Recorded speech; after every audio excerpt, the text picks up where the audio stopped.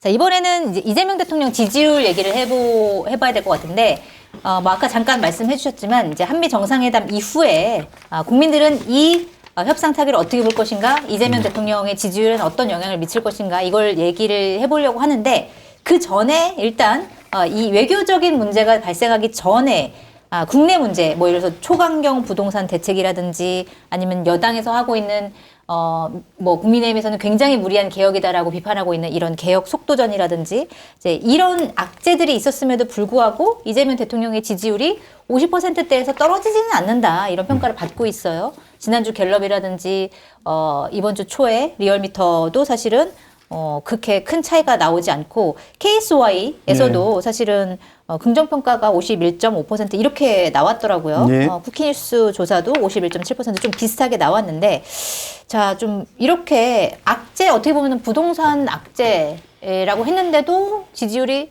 그렇게 많이 떨어지지 않는 이유 뭐라고 평가하고 계세요? 그러니까 생각해보면 부동산 대책이 악재라는 것도 만들어진 프레임이라는 생각이 사실은 들더라고요. 네. 그러니까 부동산 대책이 집값 안정이나 건전한 이 자산의 운용 이런 쪽으로 작동을 하게 만들어 주는 걸로 보면 그거 자체가 규제이기 때문에 무조건 악재는 아닌데 이 프레임도 저희도 좀 조심해야 되는 프레임이구나 이런 생각이 들기는 합니다. 조사 결과를 말씀드리면은 KSY에서 27, 28일 양일간 조사를 했었습니다. 그러니까 대통령 국정 운영이 긍정평가가 아까 말씀하셨던 것처럼 51.5%가 나왔습니다. 네. 부정평가가 3.6%. 지난 2주 전 조사에 비교해서 긍정평가 0.2%포인트 상승했고 부정평가는 0.2%포인트 하락했습니다. 거의 차이가 없네요. 의미가 없죠. 네. 네, 거의 유사하게 아까 말씀하셨던 것처럼 이슈가 될 수 있는 되게 의제들이 있었음에도 불구하고 큰 차이가 없었다. 네. 모두가 궁금한 게 그거잖아요. 서울이 어떻게 됐을까? 이게 네. 참 궁금한 거잖아요. 긍정평가 0.2% 하락했습니다. 네. 43.6%. 부정평가는 1.9%포인트 하락해서 51.8%. 부정평가는.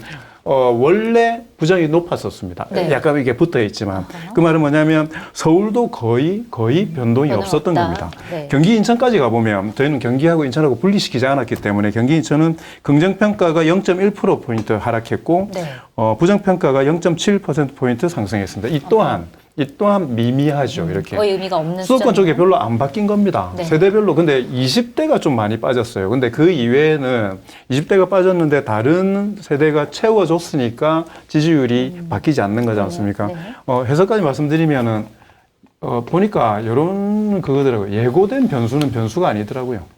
예고된 변수. 부동산 대책이 할 거라고 이미 이거는 센 대책이 나올 것이다. 온다라고 다 생각했지 않습니까? 거의 전문가분들 같은 경우에는 규제 지역을 서울 전체로 다 할 거다라는 것도 사전에 좀 파다하게 이렇게 이야기가 됐었기 때문에 그래서 크게 작동하지 않았다. 네. 그다음에 비수도권 지역 같은 경우에는 뭐 여러 가지 상대적 박탈감도 좀 있고 하지만 큰 관심의 영역이 아니었다. 그래서 전반적인 국정평가에 있어서는 크게 변수가 되지 않는 상황이었던 것 같습니다. 또 조금씩 떨어질 위험이 있는 거는 사실이에요. 네. 그런데 서울 그러니까 여론조사 읽을 때 이제 전문가도 계시지만 저는 항상 걱정이 되는 게 일단 오차범위인의 등락을 갖고 자꾸 바로 직전과하고 의미 부여하는 거는 조금 그렇죠. 좀 걱정스럽다. 맞습니다. 그래서 최소한 2, 3주 추이를 본다거나 네.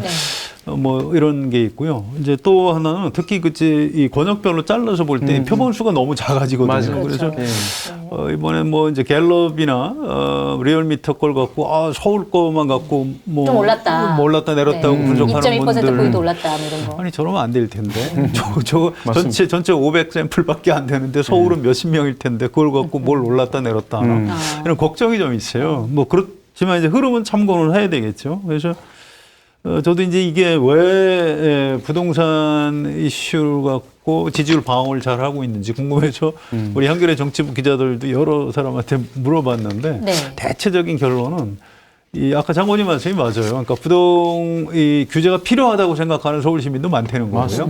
네. 이렇게 해서 11호 대책으로 집값을 못 잡았다 결과적으로. 이랬는데도 폭등했다 그러면 그때는 지지율이 타격이 있을 수 있지만 지금은 이렇게 해서 일단 이 아파트가 못 오르게 꽉 묶는 거에서 동의하는 여론도 꽤 많다는 겁니다. 네. 그래서 그렇게 뭐 이를테면 좀 특히 보수 신문 중심으로 건설족들이 광고주들이 많기 때문에 뭐 세상 뭐 망할 것처럼 11호 대책 당장 다 풀어야 된다 이렇게 얘기하는데 그거는 우리 민심하고도 다른 거예요. 네. 그래서 뭐 그렇게 타격이 없는 게 정상이다. 뭐 이런 근데 결론을 내리죠. 이게 전체 국정 운영에서는 그런데 예를 들어서 그걸 핀셋으로 딱 해가지고 11호 부동산 대책에 대해서 어떻게 생각하느냐고 물어버리면 네.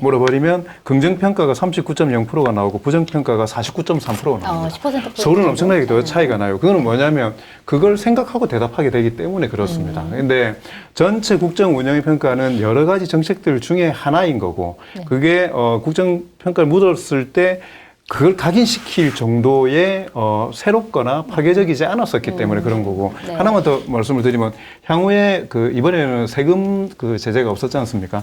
보유세 강화 등 세제 개편에 대해서 찬성한다가 48.0%고 반대한다가 39.1%입니다. 그러니까 증세 관련된 부분에 대해 가지고 이 정도 나오는 거는 아까 상하용 기자님 말씀하셨던 것처럼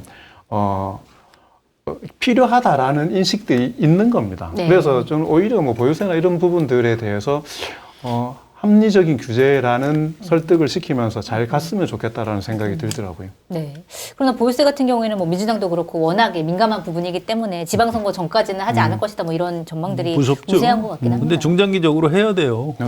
보유세 지금 너무 낮아요. 올려야 되고 대신 양도세도 이제 이걸 아파트를 처분할 수 있게 서울의 강남 지역에 특히 나이 많으신 분들 중에 이거 한 채 딱 끼고 있어 절대 못 내놓는다. 이제 이런 분들 중에 여러 가지 이유가 있습니다만 그 중에 하나가 이제 양도세 부담 이런 것도 있어요. 그래서 이 정책적으로 잘 핸들링을 해야 되고요. 아무튼 과세를 해서 세금으로 부동산 가격을 안정시키는 거는 그 자체가 그렇게 쉽진 않습니다. 그건 옳은 방법도 아니고 뭐 그런 건데 어쨌든 길게 중장기적으로 보면 어차피 그 세수 확보 차원에서도 그렇고 또 원칙상도 그렇고 보유세를 올리는 게 나쁜 것이다 이렇게 얘기하면 안 되는 겁니다. 올릴 필요 있습니다. 그러니까 부동산 쪽이 되게 종합적인 이유가 뭐냐면 어렵게 조사했으니까 하나 더 말씀드리면 재테크 선호 분야 네. 어떤 거에 재테크 뭐 돈이 있다면 할 거냐 하니까 주식이 36.8%, 네. 적금 및 예금이 23.0%, 네. 부동산이 12.9%입니다. 그러니까 이게 그러니까 그래요?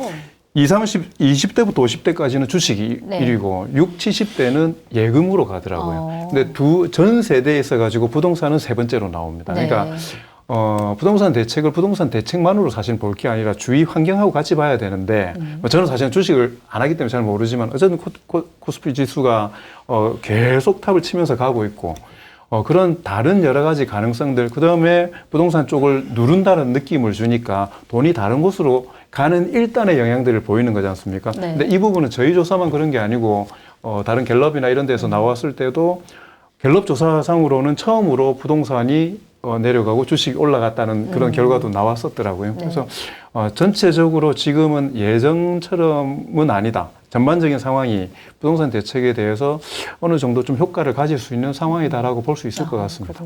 부동산이 세 번째라는 거는 좀 약간 의외긴 맞습니다. 하네요. 네. 네. 부동산 투자해서 당장 돈 벌 수 있나요? 안 되죠. 네. 당장 돈 벌려면 주식 투자하는 게 맞는 거죠. 네. 그 사람들 사고방식이 좀 더 정상화되고 있는 거죠. 맞습니다. 네, 알겠습니다. 주식 투자 안 하세요?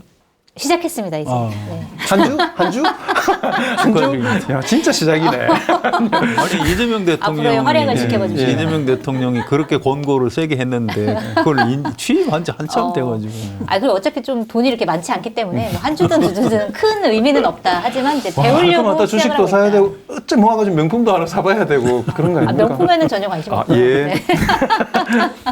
알겠습니다. 그 다음에 사실 지지율 관련해서는 여당이 하고 있는 개혁의 속도전 이런 것들이 조금 무리스럽지 않겠느냐 이게 대통령의 지지율에 반영되지 않겠느냐라는 우려가 있었는데 사실은 이제 그렇지 않다라는 평가를 받으면서 그렇다고 하면 정청래 민주당 대표가 그동안 이제 주장해왔던 개혁은 민주당이 하고 민생은 정부가 한다라고 한 당정 투트랙 전략이 통한 거냐? 이런 또 분석도 나오거든요. 이거는 실제로 통했다고 보세요? 어떻게 보세요? 그래 뭐 단기적으로는 뭐 그렇게 얘기할 수 있는데 네. 그렇죠. 집권 여당에서 민생 얘기를 안 하고 어떻게 정권을 계속 유지하죠? 저는 그건 어렵다고 봐요. 어차피 또 입법부에서 법률을 바꿔야 되는 겁니다. 네.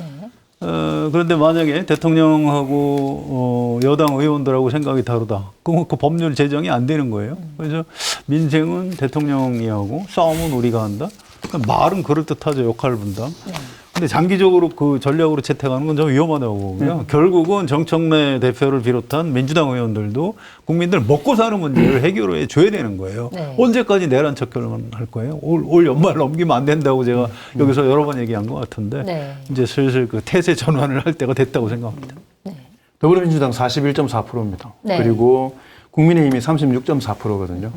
더불어민주당은 0.9% 하락했고요. 예. 아까 말씀하셨던 것처럼 2주를 가지고 이 상승 하락폭이 크지는 않지만 이게 어쨌든 이슈가 크거나 여론이 크게 반등할 정도가 돼버리면 그걸로도 어느 정도는 보이는 거니까 네. 국민의힘이 4.2%포인트 상승했습니다. 그거는 어느 정도의 상승세를 보여주는 거니까 제가 이야기했지 않습니까? 정청래 대표가 당 대표가 됐을 경우에 네.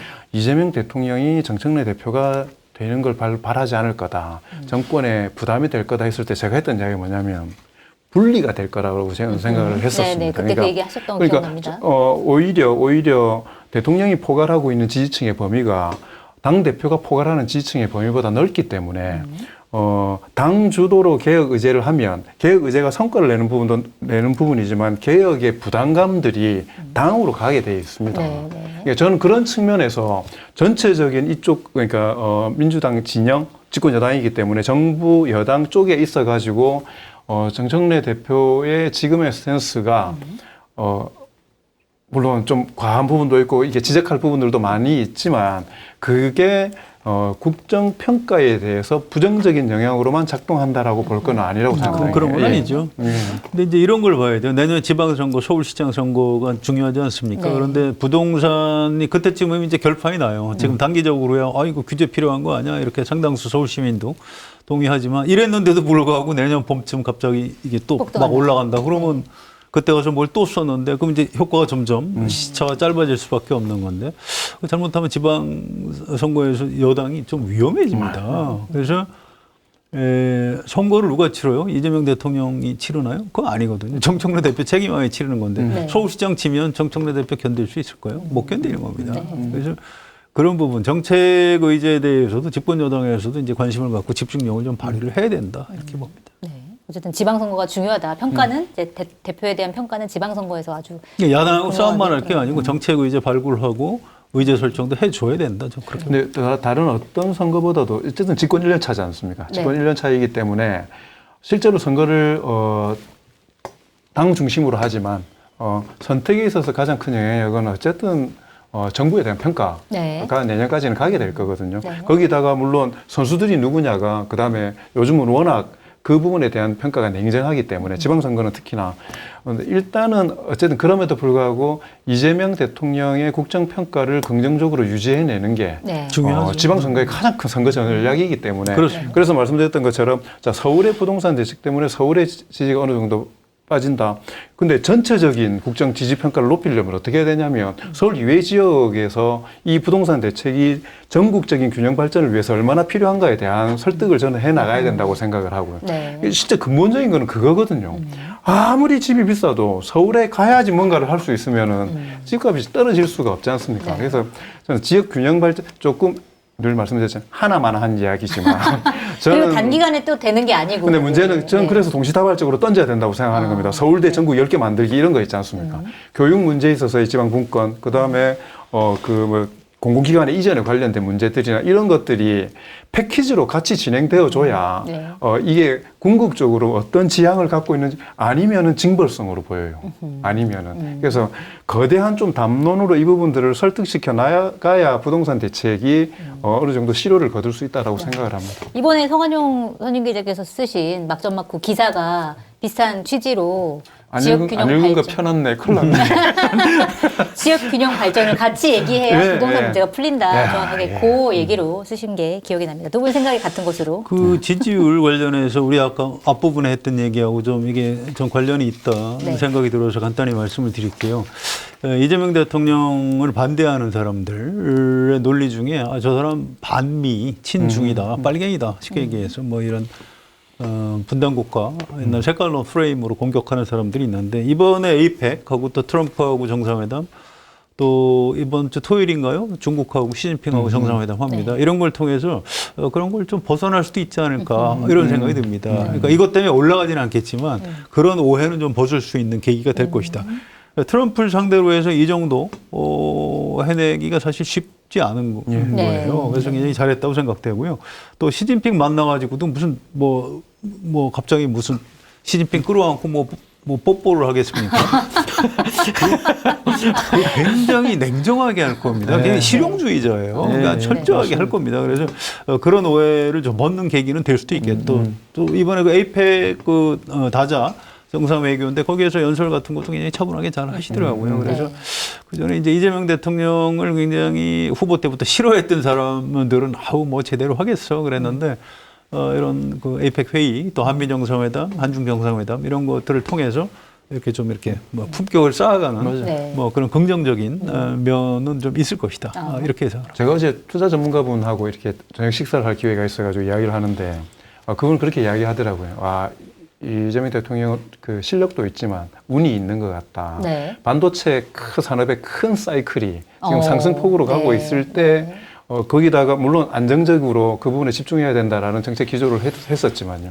관세 협상을 저는 1대1로 딱 동떨어져서 했으면은 아까도 말씀드렸던 것처럼 간단치 않았을 거다. 왜냐하면 절대적으로 힘이 이게 다자가 묶여 있는 데서 우 가버린 거지 않습니까? 네. 그럼 내일도 뭘 또 숙제가 좀 있고 뭐 이런 상황이 되놓으니까 할 수 있었던 타이밍이 딱 정확하게 물론 그러네요. 그때까지 버티고 유지시키고 버티는데 밀려서 버티는 게 아니고 버티는 게 전략이다라고 했다라는 그것 때문에 주도권을 놓치지 않았다는 그런 전략적 포인트도 있지만 여러 가지 일정들이나 흐름들이 좀 좋은 방향으로 가고 있는 것 같아서 다행이다라고 생각합니다. 그러면 이게 지지율에도 이제 반영이 될 거라고 보세요? 저는 손해는 안 보는 그렇죠. 거죠. 받쳐주는 게 받쳐주는 효과가 있는 겁니다. 저는 이게 안정세 내일이나 유지할 겁니다. 아까 안정세 유지. 성민 기자님 말씀드렸던 것처럼 정말 만에 하나 혹시나 우리가 다른 무언가가 있거나 아니면은 미국에서 어떻게 할지 모르잖아요.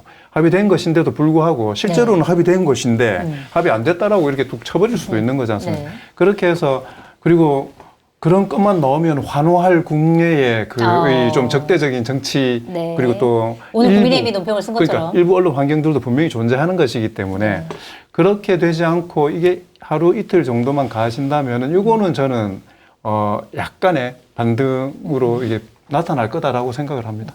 네, 알겠습니다. 지금까지 우리가 발표한 여론조사 결과는 자세한 내용은 중앙선거 여론조사심의위원회 홈페이지를 참고하시면 더 자세하게 보실 수가 있습니다.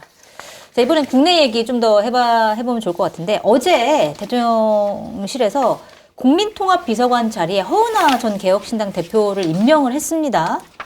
이게 개혁신당 내에 있을 때 이준석 의원이랑 굉장히 이제 트러블이 있다가 나와서 나중에 이제 이재명 대통령을 지지를 선언을 했었는데 허은하 전 대표가 국민통합비서관으로 갔다? 이거 어떤 의미라고 보세요? 그냥 뭐 대통령실 비서관 인사에 그렇게 크게 큰 의미는 없다. 의미 부여하고 싶지 않고요. 저 막 되게 막 대단한 것처럼 얘기했는데 항상 이제 이럴 때 저한테 먼저 묻지 마세요. 아니, 준비하고 있는데. 저도 예상을 못하니까. 이게 정치적으로 약간 논란은 있을 수가 있지만 네. 이분 뭐 인품이나 뭐 이게 무난한 분이에요. 사람 만나기 좋아하고 그래서 네. 그렇습니다. 저는 그 적임자라고 생각합니다. 일 아마 생각보다 잘할 거. 물론 개혁신당 이준석 대표는 싫어하겠죠. 네, 엄청 싸웠잖아요. 그렇지만 다른 사람들은 그렇지 않을 거예요. 굉장히 좀 싹싹하고 굉장히 좋은 비서관을 임명했다. 그냥 그렇게 생각합니다. 저는 예측 가능했다고 생각합니다. 그래요? 그러니까 워낙 이제 비서관 되셨으니까 어떤 역할이라도 가겠구나. 그게 중심적인 역할이냐, 아니면은 뭐 산하기관이나 혹은 다른 어떤 분야를 책임을 질 거냐. 왜냐하면 정치적으로 엄청난 승부를 건 거지 않습니까? 네. 그리고 그게 정권을 만들어내는데 좋은 방향으로 기여를 했을 거기 때문에 가기는 할 건데 그렇기 때문에 예측 가능하기 때문에 그렇게 뭐 엄청나게 파괴적인 효과가 있을 것 같지는 않고 근데 예측 가능했다라면 최근에 몇몇 SNS에 이준석 대표하고 각을 세우는 글들은 조금 자제를 하셨었으면 좋았겠다. 최근에도 좀 있었나요? 근데 뭐 이게 확 씹는 건 아니었지만 그 논쟁을 끊임없이 좀 끌고 나가는 느낌들이 들어서 그래서 꼭 국민통합이 비서관이기 때문이 아니라 이 정부를 위해서 뭔가 일을 하게 될 거다라고 생각을 한다면 그런 부분을 조금 자제를 했으면 좋았겠다 싶고 더 나아가서 참 그게 보수 쪽에 있다가 넘어오신 거지 않습니까? 네. 자기를 증명해야 된다라는 강박에서 자유로워지셨으면 좋겠고요. 그래서 그걸 하기 위해서 더 과하게 이야기하고 그리고 그쪽에서 넘어왔을 때 여러 가지 이쪽에서의 다툼 때문에 넘어온 부분들도 있기 때문에 네. 자기를 증명하거나 혹은 자기가 쌓여있는 증오나 이런 감정들을 풀기 위해서 정상적인 범위를 넘어서는 과한 걸 안 하셨으면 너무 좋겠다라는. 무리하지 않았으면 좋겠다. 이제 비서관 됐으니까 안 하실 겁니다. 그렇죠. 많이 하던데요. 아니, 임명이 됐으니까 이제부터 안 하실 겁니다. 그러니까. 근데 그러길 앞으로도 바라겠습니다. 정책 방향을 그렇게 하는 데 있어가지고 끊임없이 이분도 정치를 하실 분이기 때문에 끊임없이 아까도 말씀드렸던 것처럼 자기를 증명하기 위한 것들, 그다음에 유튜브나 이런 데 노출될 때의 즉각적인 반응들에 작용할 수밖에 없거든요. 대응할 수밖에 없거든요. 근데 요즘 정치는 늘 생각하지만은 뭐 감히 선생님이 계신데 그렇지만 뭐 하고 싶은 말 하는 것보다 하고 싶은 말 안 하는 게 더 힘들더라고요. 네. 그리고 요즘은 진짜 그런 것 같아요. 하고 싶은데 말을 안 하는 정치인이 오래 가고요. 네. 실수하지 않고. 그리고 그분에 대한 신뢰감들이 더 많아진다라고 생각하기 때문에 국민들을 좀 믿고 좀 그렇게 자제를 다른 분들도 그렇고 좀 자제를 하셨으면 좋겠어요. 엄청난 개인 컨설팅을 좀 해주시면 돈 받고 해야 되는 컨설팅. 유료로 하시죠. 아무도 돈 주고는 안 합니다. 아유, 왜 하실 텐데. 이 얘기 마지막으로 좀 여쭤보고 끝내야 될 것 같은데, 김현지 대통령실 제1부속실장 같은 경우에 지금 운영이 국감 출석 관련해가지고 아직까지도 결론이 안 났습니다. 일단 이재명 대통령은 국회 결정을 따르라 이렇게 직접 지시를 했다라는 게 이제 보도가 됐고, 그래서 국회 운영위에서 논의를 했는데, 민주당에서는 오케이 출석시키자. 근데 오전만 출석시키자. 그랬더니 이제 국민의힘에서는 무슨 오전만이냐. 오후까지 있어야지. 이렇게 얘기를 하면서 또 다시 이제 결렬이 됐습니다. 협의가. 자, 그런데 어떻게 되는 겁니까?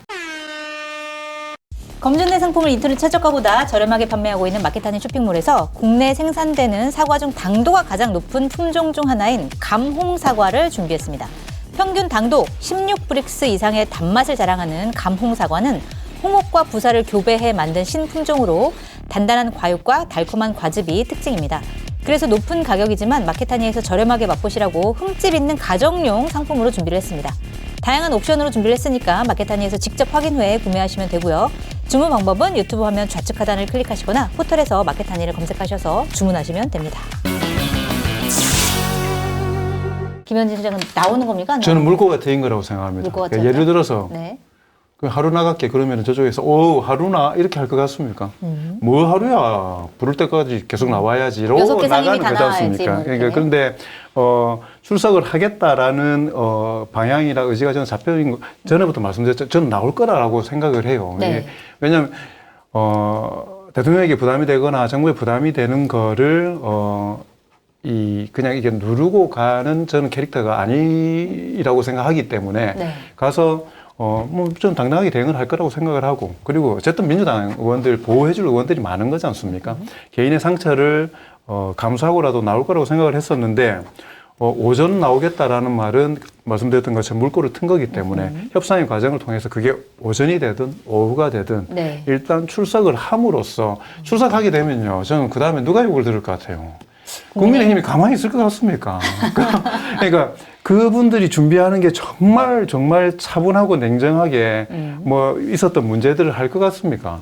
현재의 부속실장이나 총무비서관이 아닌 때를 오버랩 시키면서 끊임없이 이재명 대통령을 소환하려고 하는 정쟁으로 가려고 할 건데 그렇겠죠. 저 국민들 정확하게 볼 거라고 생각합니다. 그래서 거기에 휘둘리지 말고 담담하고 업무 범위 내에서 해야 될 이야기들을 또박 해가지고 이번 기회에 좀 반전시킬 수 있는 좀 그런 상황이 됐으면 좋겠다 싶습니다. 그러니까 어쨌든 민주당에서 그러면 오전만 출석하도록 하겠다라고 하는 걸 좀 접고 네. 뭐 이렇게 하루 종일 출석하는 걸로 이런 식으로 방향을 바꿔서 나올 가능성이 저는 뭐 크다, 어떤 식으로든 뭐 그 오전이냐 오후냐 이렇게 해버리면 그건 참 웃기잖아요. 서로 네. 웃기잖아요. 네. 근데 그럼에도 불구하고 이거는 아까 이야기했던 것처럼 협상이기 때문에 협상을 하다가 좀 출석은 좀 의지도 가지고 있을 뿐더러 불가피할 거다. 네, 그렇기 때문에 불가피할 것이다. 오히려 좀 공세적으로 받아들이셨으면 좋겠다는 생각이 듭니다. 네. 시간 문제도 있고요.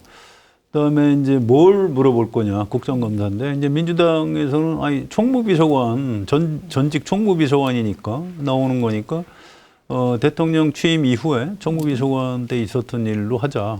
근데 국민의힘 의원들은 그게 아니고 온 국민의 관심사인 성남시장 때부터의 일을 묻겠다 이렇게 하고 있어요. 네. 그래서 뭐 민주당에서는 아니 그 말도 안 되지 않냐. 그러면 이제 국민의힘에서는 그 무슨 뭐만 물어봐야 되고 그것도 말이 안 되지 않냐. 지금 이러고 있는데 뭐 적절하게 타협해서 나오지 않을까 싶기는 해요. 네. 근데 이제 이게 국정감사 정인으로 나오는 거지 이게 뭐 대통령 후보 청문회인가요? 그것도 아니잖아요. 근데 이게 저 이제 어제 오늘 사이 좀 기분이 안 좋았는데 이 저 개혁신당의 이준석 대표가 김현지 실장 나와야 된다고 썼는데 이 뒤에 이렇게 보니까 김현지 여사라고 썼더라고요.